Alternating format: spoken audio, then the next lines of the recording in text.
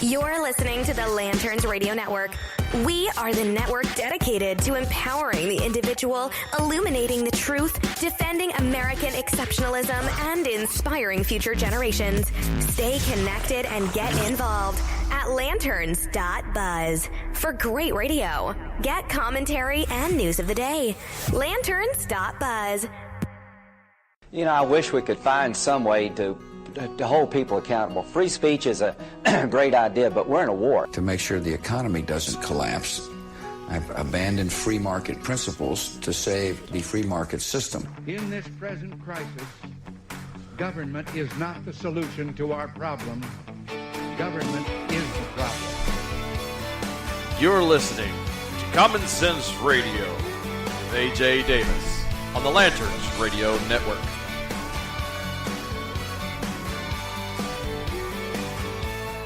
Welcome to the program, folks. So glad to have you here on Monday. And as I promised you last week, we have the wonderful Susan Swift who will be joining the program. How are you doing, Susan? I am blessed and highly favored, AJ, and I am so glad to be with you. I am so glad to be here with you as well. Could you go ahead and just, I wanted to save the reveal about you from the horse's mouth. I'm not calling you a horse, but you get the saying. Frau Bruja. Why don't you tell the audience a little bit about yourself? Oh, goodness gracious. I am a mother. I'm a lawyer. I've got 7 kids. Yes, I had them all one at a time, and I'm still married to the husband, so I'm stubborn. But I guess the things that they probably want to know more about me is I started out as an actor. I was a child actor for many years, and then I went to law school. I became a lawyer and worked at a downtown LA law type firm. And then in 2009, while I was raising these 7 children, I called into the Rush Limbaugh show because I was so upset at what was going on with the Obamacare vote at the time. I was really upset that Obamacare was being jammed down our throats. So I just called in as a caller to Rush Limbaugh and was articulate and passionate enough, and he let me just go. He just got out of the way and let me go, and it kind of became the Susan and Glendale show for about 3 segments worth. And what happened at that time was that Andrew Breitbart was happening to be listening to the Rush Limbaugh show, and he heard me going on, and he said, "That's news right there, what's happening live. I want to find her." So he, his people, I guess, started hunting me down, found me, invited me to come on to what was called then the Breitbart B cast. It was a show, a short-lived show, and I guess they were vetting me there. So I did a little stint there with them, and they liked me so much that then they asked me to start writing for his then very, very young big journalism. He had, big government, big journalism, big Hollywood. And the big sites eventually became Breitbart, which is now Breitbart 2.0. And so I worked there writing for him up through until, I guess, his death and afterwards when Steve Bannon took over and, started changing it and really turning it into much more of a news and less of a commentary type of a organization. And things just kind of progressed from there. And so I just continue to add my little small political voice as I see it, and I'm just one conservative mother. I love it. Andrew Breitbart was one of my favorite political activists. I just thought he was sharp, he was smart, he could articulate the message like nobody else. And I was so sad when he passed away. Yes, and he would go outside the box. He would go outside the box and go on the attack and on the offense to get at the Democrats and to shake them up. And he was brilliant that way. See, he had been, a liberal, an indoctrinated liberal forever. And he finally, he converted later. And he really called them the media complex, the liberal, media complex, and was really trying very hard to expose the entire mindset of the ideologues, I should say, in Democrats. As he says, most voters, most people, they are default Democrats because that's the way that the media is kind of pre-programming and feeding us up until the new media revolution really started with the internet, there really wasn't anything other than C-SPAN, right? There was the Rush Limbaugh radio show. Gosh, and I love C-SPAN.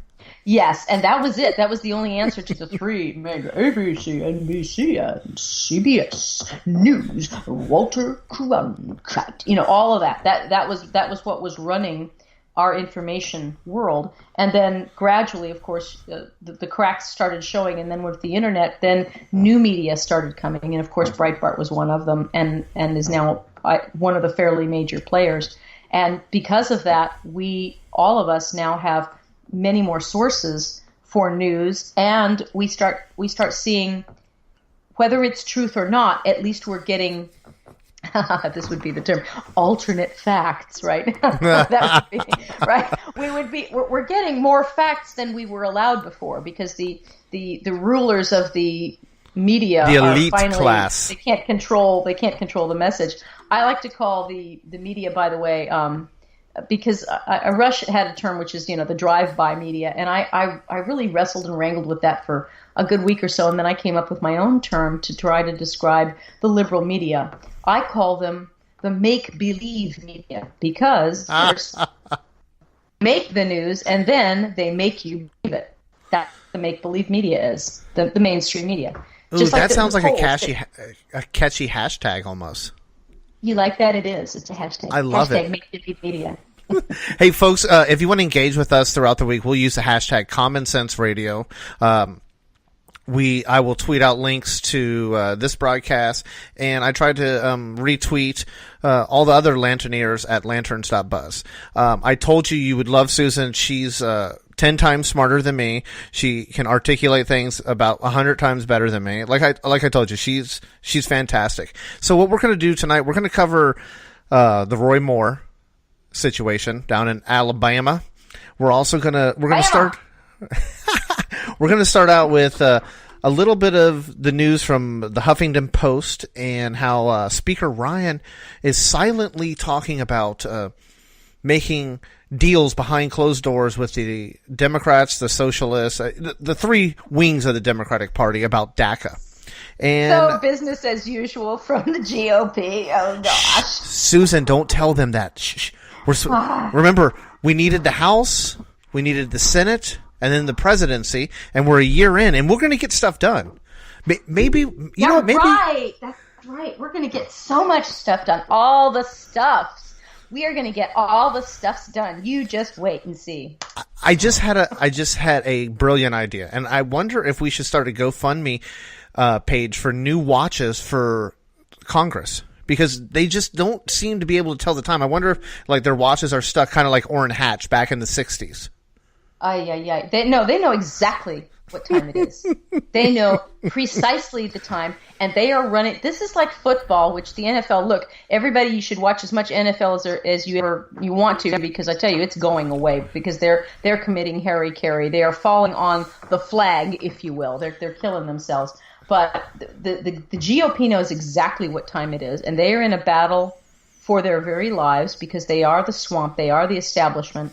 The GOP establishment side. There are some more conservative. We know the conservative wing. We know who they are, and they have been attempting to reclaim our country from the establishment. And don't think for a minute that the establishment is only on the Democrat side of the aisle, or that the establishment is just the Obama operatives in the State Department or something. No. These are GOP operatives just as well, and they know darn well that this is the fourth quarter and that we've got about 5 more minutes on the clock. They know it, and they are trying to run the clock out. That's the football analogy there. That's what they're trying to do, because they want to control power. They want it as is. All they really want.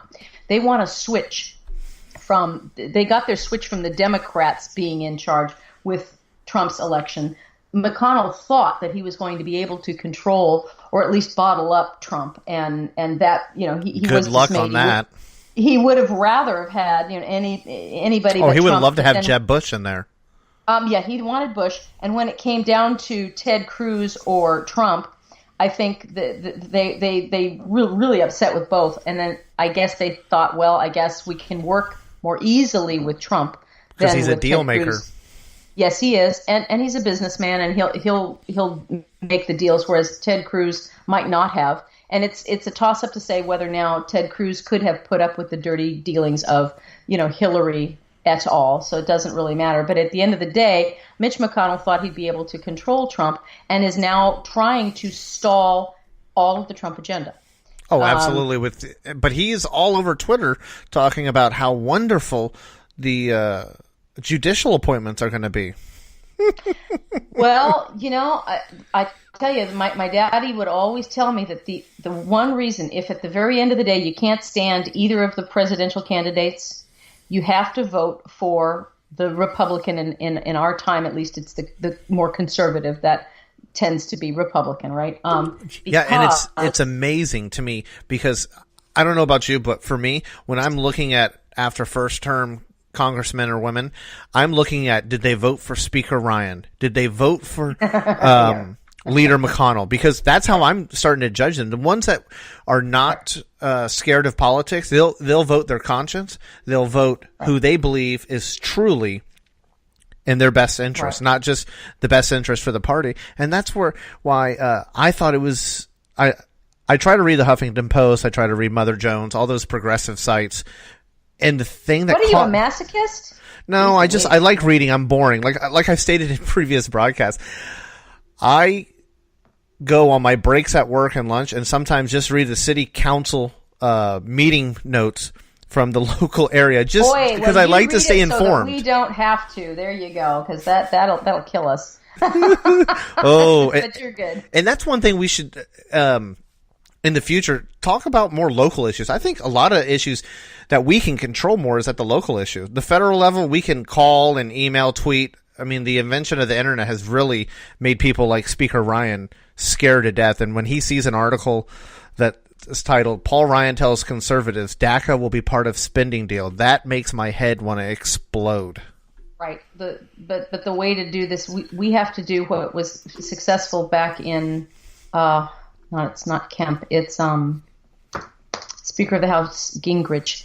He did something phenomenal back then in, I guess, the 80s or so, which is he nationalized local elections for Congress. He nationalized the congressional elections, because usually you and I, we're going out and we're voting for a congressman based on, well, is he going to represent our district?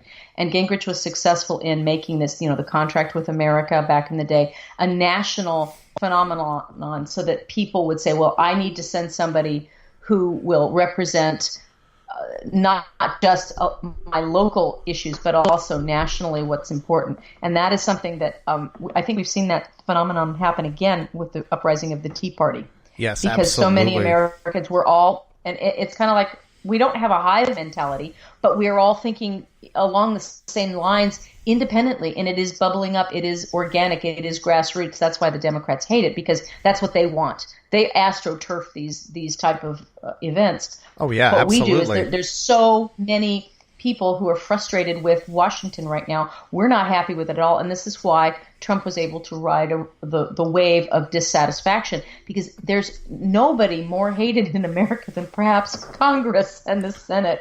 It's absolutely trust true. Your plumber. You'll almost even trust lawyers more than you'll trust politicians, right? Almost, and even car salesmen. Exactly, and they don't. I guess, but the GOP, I guess they understand it, but they just don't care. And what they're trying to do is now run out the clock, and just hoping that, well, what people will forget if we can just delay this. All we need is in 2018, we need to get a couple more, good old boys in there. I don't know what they're thinking, because if they don't, they're do nothing Congress Senate, right now. They're going to be replaced. They are. They will be replaced, and the only question is whether enough Americans are going to primary these do-nothing Republican senators in the toss-up type states, so that, say, like McConnell, Matt Bevin really gave him a run for his money. Exactly. What we have to do a lot more of that, and replace some of these establishment types. That's going to be critical. Otherwise, the Trump reformation, if you will, the reformation of the American federal, government is going to fall flat, and I don't think Trump will be blamed with it. I don't think they will. No, I don't think so either. the diehard Trumpists will stick by him, and I've never been a never Trumper because I'm a practical woman. Let's put it this way. I would have much rather have had Walker. Walker was my first choice in the primaries, and then of course Cruz. I was very, very happy with Cruz, and okay, I didn't get my first choices. All right, Trump was not one of my first choices. Yeah, Paul and Cruz were mine too. Yeah, but okay, why did I got two reasons why I voted for Trump. You want them? Ready? Do I have a choice? No, you don't. Here it is. Okay, go ahead then. my two reasons why I voted for Donald Trump for president are, in this order, Hillary Clinton. There you go. Well, one and there two. Should have been there should have been two more. Supreme Court. That's what my daddy always said. You always have to vote for the Republican / the constitutional candidate because he appoints judges and he's doing a phenomenal job. Yeah, Neil Gorsuch was amazing. Only thing he does. Oh yes, but even down ballot, basically on the district court circuit, levels, and that will save this country because that is what the Democrats have been doing. They've been stacking the court. They knew what they were doing. Yeah, because you know what? Every time, what Democrat they can't typically win at the ballot box, and so what do? They bring a lawsuit, and then they go in front of their hand-picked judge, and they're careful. They bring it in a district like look what just happened with this. Remember the travel ban? Well, where did they bring the lawsuit, the federal lawsuit? Wasn't it from Hawaii? Yeah, that's what I thought. Yeah. Yeah, because they had a radical, left-wing district court judge there who is going to rubber stamp whatever they do. They pick their jurisdictions and they go there. Well, that's because they know that they've stacked the courts with, and these are lifetime appointments, these judges. Yeah, absolutely. And they know you don't have to tell them what to do because they've already drunk the Kool-Aid, all right? They are Democrat ideologue, liberal loyalists who want to limit the Constitution. They don't want the Constitution to limit the government. The government, want to limit the Constitution. So any one of these Democrat judges, they will do it. You don't even have to ask. And by I read a report. I don't have it in front of me. I'm so sorry. But where Trump had there were 12, I believe it. I don't have it in front of me. 12 Islamic judges. There were 12 Muslim judges, apparently, on the federal bench somewhere. And he simply just said, well, you know what? You're all out of a job. I'm going to take away those seats from you. Now, they're still all paid. He can't fire them, but he can take away their court so that they can't rule. That's just... Yeah, you have to find that and send that to me for sure. We should talk about that one time. When you find that article, we should talk about that. I will find it. Yeah, definitely. Let's go ahead and take a break right now. I can't look how much fun we're having tonight, Susan. Yeah. We were just having too much fun. Okay, so you're listening to Common Sense Radio on the Lanterns Radio Network.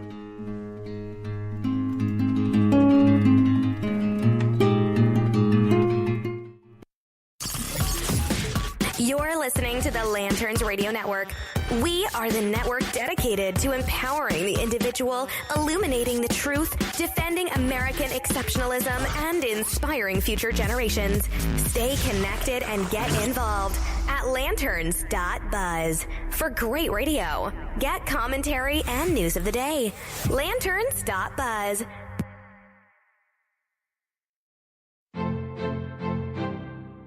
In every rising of the sun, my purpose was to be thankful to be alive. I was even more thankful for the blessings that came with this life, specifically Virdis, my wife. But that came to an end when Aklavane and her minions violently took her away from me. So my new purpose in this life is to gather all the pieces of the Stone's Heart so I can defeat Aklavane and get back my bride. Join me as I travel to new worlds, making new friends and avoiding old enemies. Read more about my story in the first 2 books of the Stone's Heart series, which are now available on Amazon.com in Kindle format. The first book is The Quest for Savitvarda, and that is followed by The Heart of Pagaila. Stone's Heart is more than a fantasy and a sci-fi quest. It's me fighting to get back my precious wife, despite the overwhelming odds against me. Stone's Heart. Join, explore, and believe.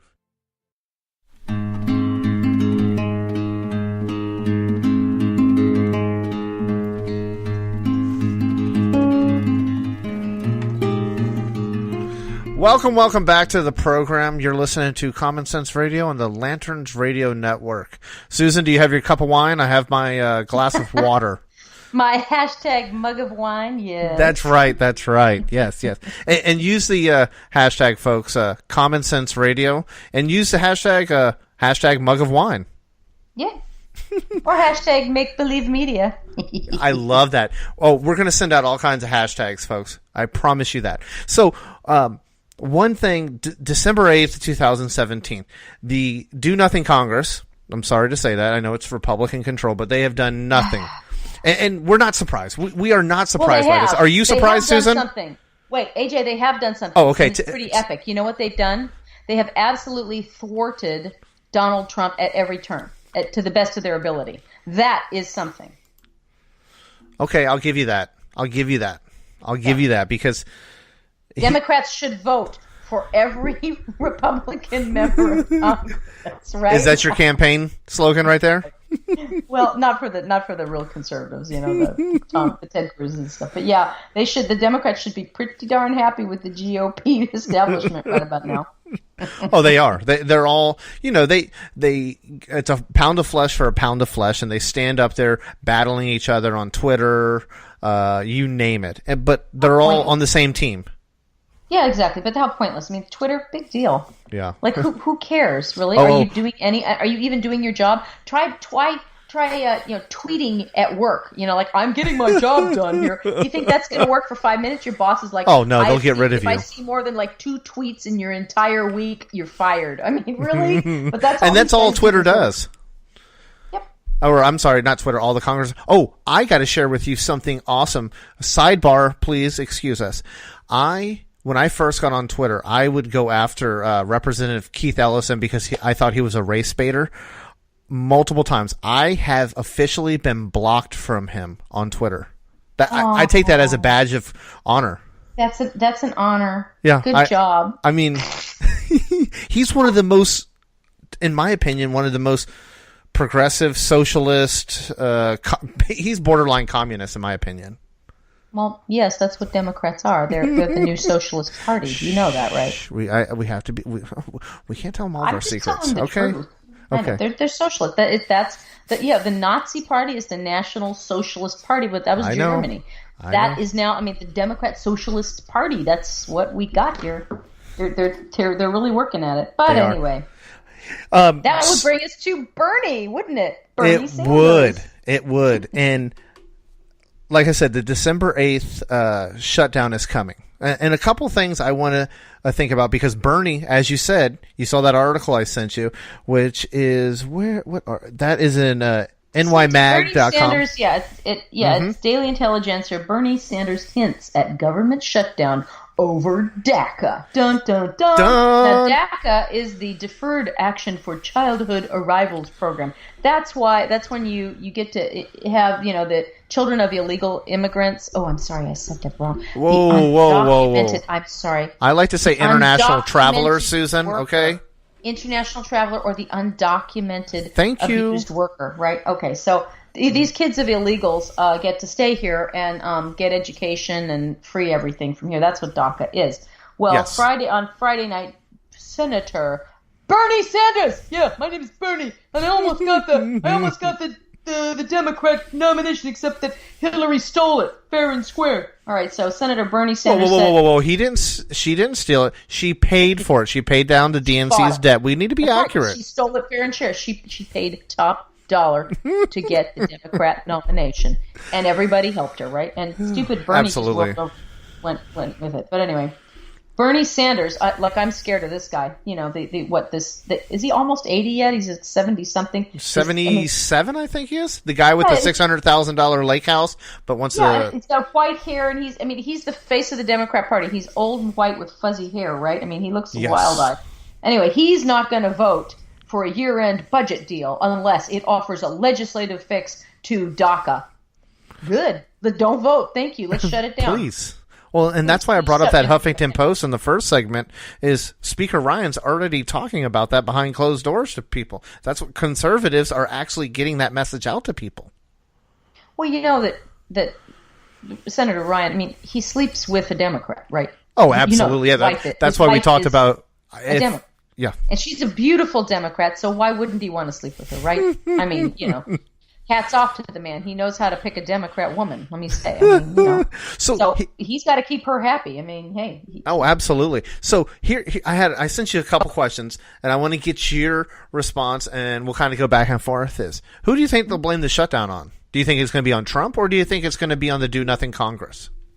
It doesn't matter. They're going to blame everybody. The Democrats they're in the minority, so they're going to say we couldn't have done anything anyway. So they're going to try to blame anything on the GOP side. But that's irrelevant. It doesn't matter because never ever ever has.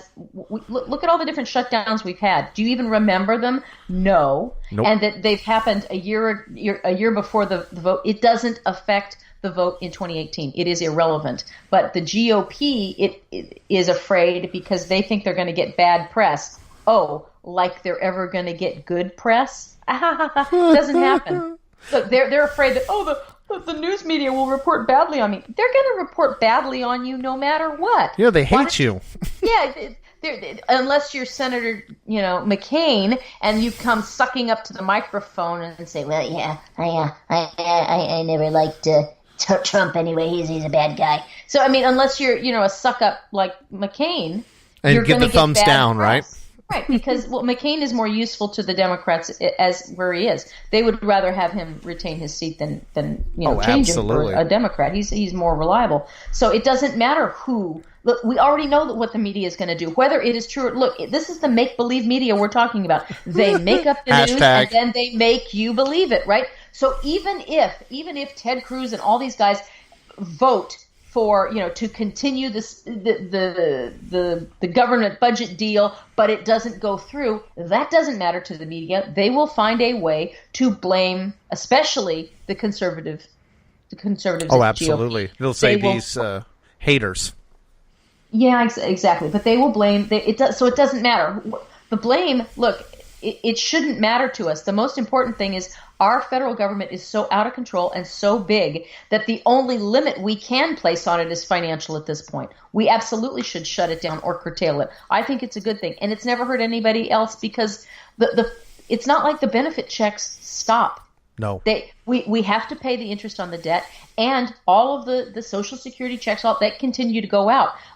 There's only a small portion of the government that actually stops. Most of it just keeps going. Yeah, absolutely. Non-essential personnel or essential personnel still report. Correct. I mean, what do they make the landscape crew stop working? They make the chefs at the cafeteria. Everyone at the Capitol still works. Everybody's working, and I would personally really like it if we could make sure that all of these senators and House representatives, I would like them not to get paid until they actually do their jobs. Oh, absolutely. I think, frankly, the best amendment we could ever have would be to change their salary base so that they're tied to the military pay grade. And, if you're coming in as like a corporal, that whatever the base pay is for like a corporal, or at that level, that should be the salary for first-term congressman. And then they only get, cost of living wages. And they can go to the VA hospital for their meds, too, and everything. I think we've got a wonderful VA system. That'll solve the VA crisis right there. If the congressmen have to do it and take their wives and their daughters to the VA, that'll fix the VA PDQ, okay? Absolutely. Tick. We're going to use military jargon. Whoa. Simmer down there. So I think leading up to December 8th, I mean, that whole week leading up, it's going to be nothing but tweet storms from all of our congressmen. It's going to be nothing but going back and forth. And I assume, this is just my opinion, and I want to hear what you have to say, is they will get a legislative fix to DACA. And Trump will say, well, this is a deal maker. He wants a deal. Right? He does. That's what he is. He doesn't care what the deal is. And I understand what he's trying to do. I understand that. And it shouldn't be. There should not be a legislative fix. It's unconstitutional. Correct. You're absolutely right. I don't know what he'll do. I mean, he does have the power. I hope he uses it to just say, I looked at the deal. This is a bad deal for America. I'm going to veto it. Go back and work harder. Oh, absolutely. Stop tweeting. Fired. That's what I would like him to say. I would like him to say, I'm not signing it. It's a bad deal. You guys shouldn't go to, you don't get your Christmas supper. You sit there and you work. That's what I would like him to do. Whether he'll do it or not, I don't know. Yeah. Yeah. Well, time will tell. And we'll talk about it after that. Do you think spending will be cut if they have to come to a joint continuing resolution? If they go to a continuing resolution, then they've lost. I know. I mean, they really. If we're going to do a continuing resolution again, well, what's the point of the budget? This is look. We already spent wasn't it? 8 years that we had. I don't have the research in front of me, but under Obama, didn't we have just continuing resolutions like nonstop? I don't think we ever had. We didn't have a budget. Right. So if we're just going to continue the Obama mechanism of funding the government, well, what is the point of an election? Seriously, if we're just going to keep having continuing resolutions, somebody please tell me why we need a federal government at all. Honestly, why don't we just put this on autopilot and then everybody go home? Let the elites take control. Exactly. You don't need Congress anymore. We're just going to say we're only going to get this amount of spending, and we're going to freeze it right there. Everybody go home. What is the point? Why do we have to have these senators and these House Republicans if they're not going to do their job? They're not going to. You know that. They need to be replaced. Just like a used toilet paper roll. They need to be replaced. On that note, I'm going to go to the most, well, not the most, but one of the reliable New York Times. Oh, sorry, got something in my throat. Did I just say that? Record for the United States. The gray lady. Oh, yes, sorry. I had something in my throat. You didn't hear that, okay? Okay. The Trump's 2018 request sought $603 billion for basic functions and $65 billion for overseas missions. Republican defense hawks have requested, they agreed on an annual defense policy bill that authorizes $700 billion for the Pentagon in 2018 fiscal year. When Trump requested $97 billion less, they bumped it up. But we're going to have a $20 trillion in debt, and I'm a military vet, Susan. You know that, and I support our troops, but we have to cut unnecessary spending, and that seems to go $97 billion more than what the president's seeking, and I'm guessing he's taking all of his. But that's it. Look, but you see, I know. That is the first round, because look, this is just the negotiations 101. You ask for more than you think you're going to get. So it's $97. Okay, so that way they've got a little bit of a cushion. You have to, and I'm sorry, I don't see it as non-essential. Our military has been decimated by Obama. No, I agree. I know. Even enough. But whenever you get articles out that they're spending money on green algae fuel for aircraft carriers, we can go through. See, that's the kind of thing is I would love to go through with a red line and cut all of these different programs. That would be fabulous. And that's what I'm talking about. I support, I support the military 100%, but that's the kind of stuff that they're continuing to fund.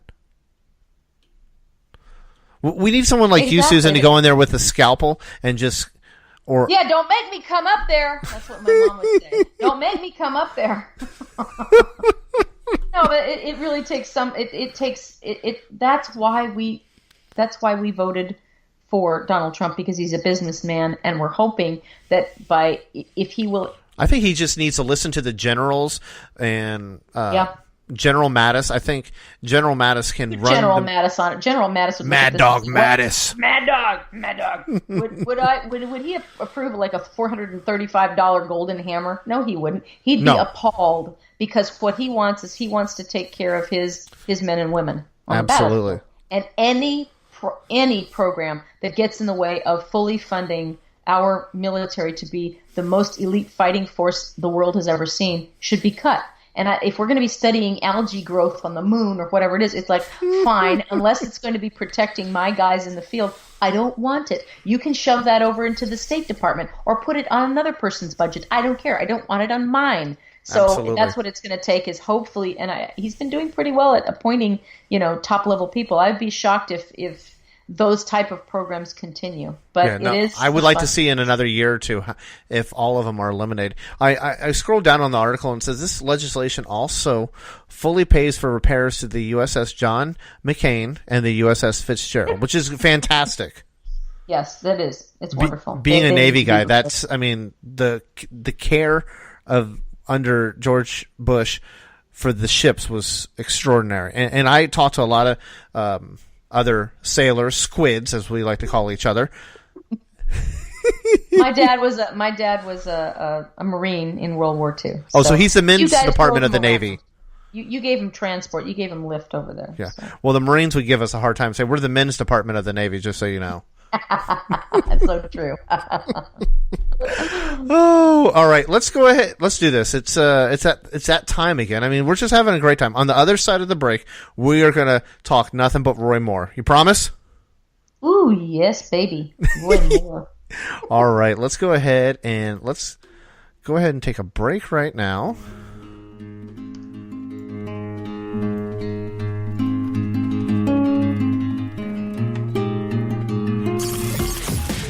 You're listening to the Lanterns Radio Network.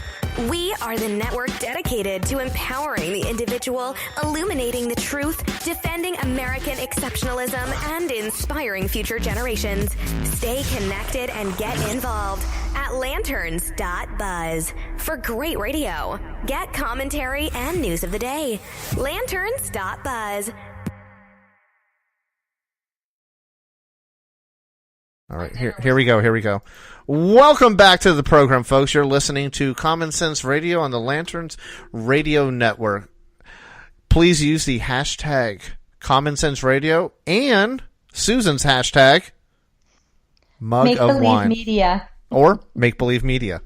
Or hashtag Mug of Wine. I like it. So this is...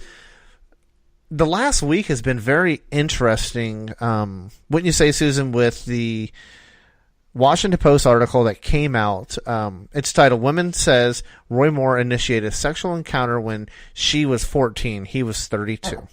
We have to set the stage for people who might not have been following everything. This is Alabama. Okay. Alabama.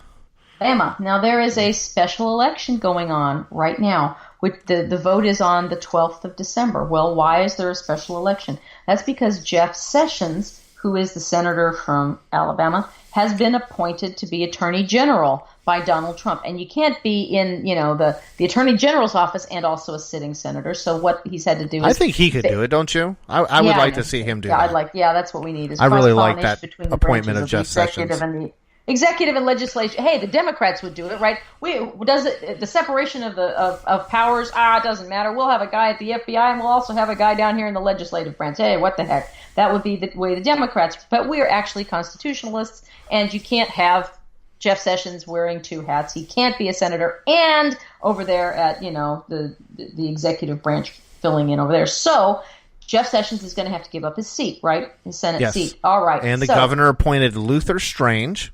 Yes, and they had they're going to have a special primary election already. The GOP and Mitch McConnell wanted Luther Strange. Doesn't it sound like a monster? Doesn't it sound like kind of sounds like someone from Superman?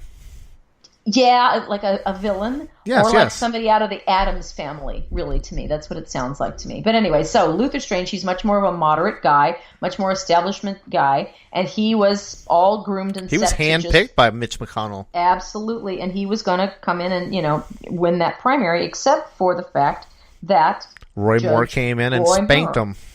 Yep, and won the primary. Now, the funny thing is, people might not remember who Judge Roy Moore is. He is a very staunch conservative who believes in the Ten Commandments. He's gone on tour actually with this big, huge, massive rock that is it's a slab of marble that has the Ten Commandments carved into it, and it's called Roy's Rock. I mean, he is a big proponent that the Ten Commandments should be part of our government. And they should be. Absolutely. And it's the foundation of our country, for God's sake. Judeo-Christian principles. Thank you. Judeo-Christian principles. But anyway, so he's a lightning rod because he's conservative. He has biblical principles, etc., like that. So he'd be called a bitter clinger, I guess, by Obama, right? Somebody who clings to your guns and Bibles, right? So he tends to be very conservative and religious, right? Absolutely. All right, so he beat Luther Strange, and so this has now set up a little bit of a problem for Democrats because they see this guy as much more conservative, and they're running their candidate. I don't even know who the guy is, but isn't it interesting? Doug Jones. So now, Doug Jones. Okay, that's an innocent sounding name. So what the Democrats need to do, of course, is let's get back to what's happened. Jeff Sessions is a senator. He is a conservative, well, fairly conservative. He is part of the very slim majority at the Senate. The Senate, we have 52 members of the Senate who tend to, or at least theoretically, should vote for Republican-backed amendments, things like that, right? Although we have like 6 of them who are blue rhinos, really, like McCain is one of them. Absolutely. Lindsey Graham, Jeff Flake. Right, they've thwarted Obamacare. Susan Collins. Susan Collins, Maine and Alaska. Anyway, so those people, we've got, that's a problem. And we cannot afford to lose one Senate seat. We can't, because then we'd be 51-49. So the Democrats are licking their chops because they see this as a 2017. It's it's a replacing a senator, and if they can flip one seat, they'd be ecstatic. Now, what's already happened in Virginia and New Jersey? The Democrats have they've retained some blue states, but they got rid of some House delegate seats in Virginia. Exactly. That's a big deal. So now they're on the warpath, and lo and behold, all of a sudden now, out of the blue, from 40 years, throwback 40 years. Time out, Susan. Time out.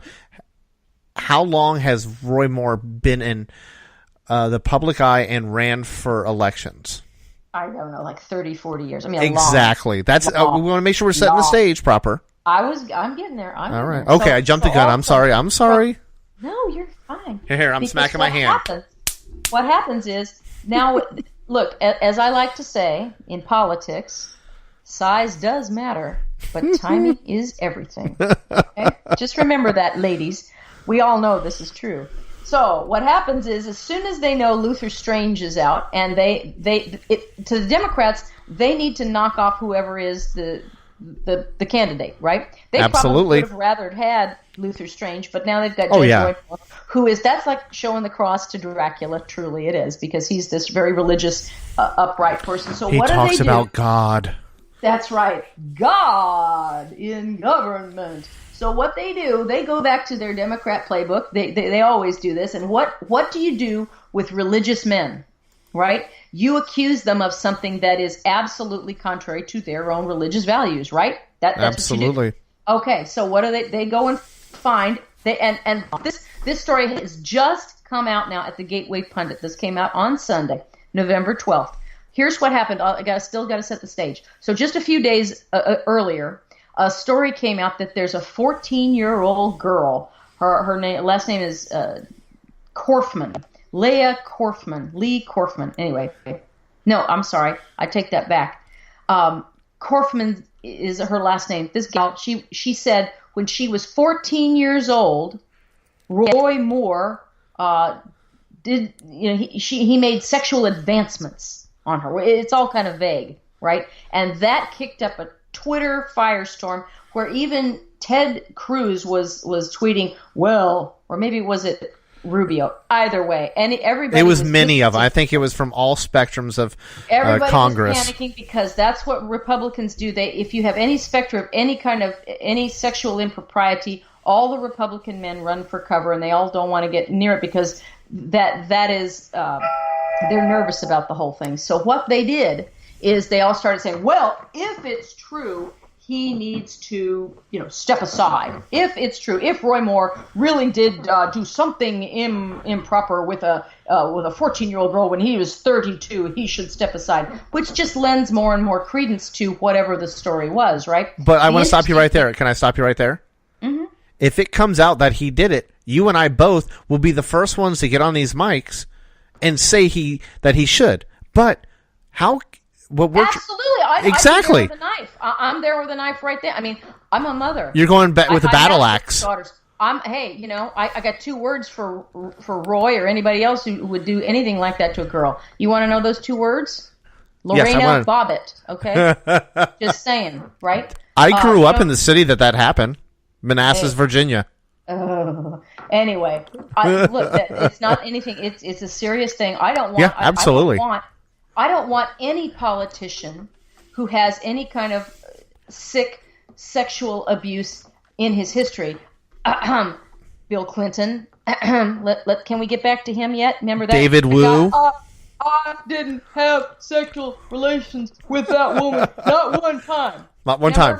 Lewinsky and the cigars. Hello? Does anybody remember this? The hypocrisy on the left is just, it's epic. Astounding. So anyway, but let's get back to why this is coming out. And then I'm going to tell you what happened in the Gateway Pundit. So why, again, ladies, size does matter, but timing is everything. So isn't it convenient that after Luther Strange, the moderate, is beaten by a conservative, Judge Roy Moore, Bible-thumping, 10 Commandments guy, only then, with 4 weeks left to go before the election, now, after 40 years, we've unearthed a woman who now accuses him of sexual impropriety. None of this has come up over his 40-year career as a politician or as a judge or anything like this. But now, 4 weeks to go before the election, is this story comes up. That's called timing, because in the 4 weeks before an election, usually, I don't know what it is in Alabama, but usually they drop off the absentee ballots. It's huge. It's absolutely huge.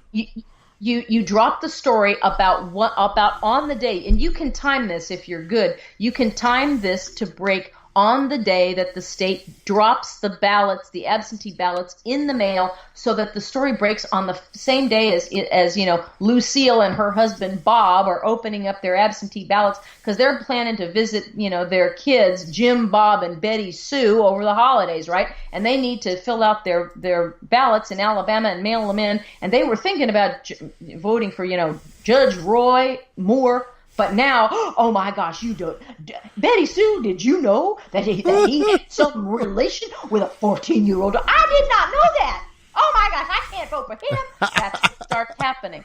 And that's timing, ladies. It is absolutely timing.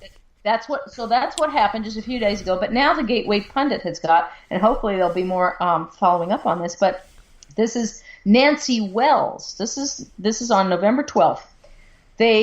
Again, Gateway Pundit says, revealed, the mother of Roy Moore's accuser admits that the Washington Post convinced the daughter to go public.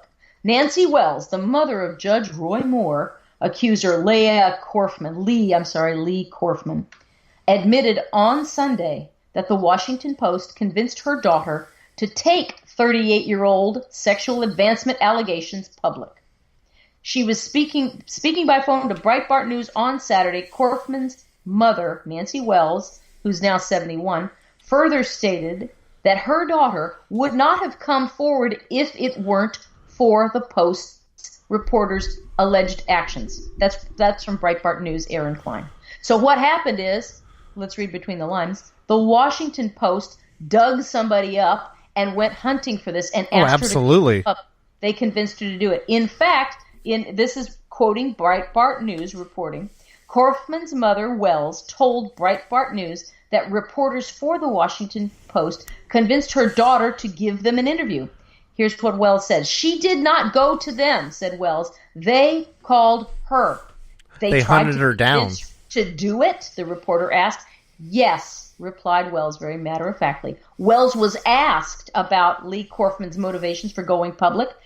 It wasn't done for politics, Wells replied. It was done for personal reasons. And it wouldn't have been done. It wouldn't have been done if the reporters hadn't contacted my daughter. Wow. About the timing of the Post interview and why 38 years after the alleged incident her daughter decided to speak out weeks before the election, Wells replied, she was contacted by the reporter. That's why. There you go. Oh, absolutely. That's the hit piece. The Washington Post had interviewed 30 different people. That didn't happen overnight or in 2 days. That they're canvassing. It happened right after Luther Strange lost. Correct. I guarantee you, this is a smear job to hit piece designed to all they've got to do is float this story for about 2 weeks, keep this thing alive for 2 weeks, so that all they need to do is make that margin of error put down in people's mind. That's what it is. And then the story can die, and then they say, well, oh, you know what, I guess she was unsure, maybe she thought it was something, and then they walk it all back, and it can all go away. It's a political tool. Exactly. As Breitbart News reported, reporter Aaron Klein noted on Sunday, Wells, who's 71, said that her daughter did not have a phone in her bedroom during the period that Moore is reported to have allegedly called Korfman, purportedly on Korfman's bedroom phone. I guess the Washington Post had the story that Judge Moore would call Lee Korfman purportedly on her phone in her bedroom to arrange at least one encounter. Well, Wells, the mother, said, no, my daughter didn't have a phone in her bedroom. Why is that relevant? Because it destroys the whole story, in my opinion. Well, it goes back to her recall and whether she's being. If she can't recall that, what else can't she recall, right? Probably a lot of stuff, especially about how many years ago was that? 30, 40 years ago? Yeah, and she can't. But she can remember precisely, what happened when. But she can't remember. She didn't have a phone in her room. So she says she talked to Moore on the phone in her bedroom, and they made plans for Moore, to pick her up at Alcott Road and Riley Street, around the corner from her house. But soon after, Korfman said he called again and picked her up again at the same spot. But now the mother is saying, but the phone in the house, it wasn't in her bedroom. Jeez. The phone in the house could get. She replied that the Breitbart News reporter asked, well, back then, did she have her own phone in her room or something? No, said Wells, matter of factly. But the phone in the house could get through to her easily. So she'd have to come down and answer the phone. So this is this just shows the inconsistency in Lee Korfman's reports. Story. Yeah, absolutely. She can't accurately recall that if Moore called a phone in her room, what else was falsely claimed? That's the point of the Gateway Pundit article they're reporting from Breitbart. So again, the truth doesn't matter.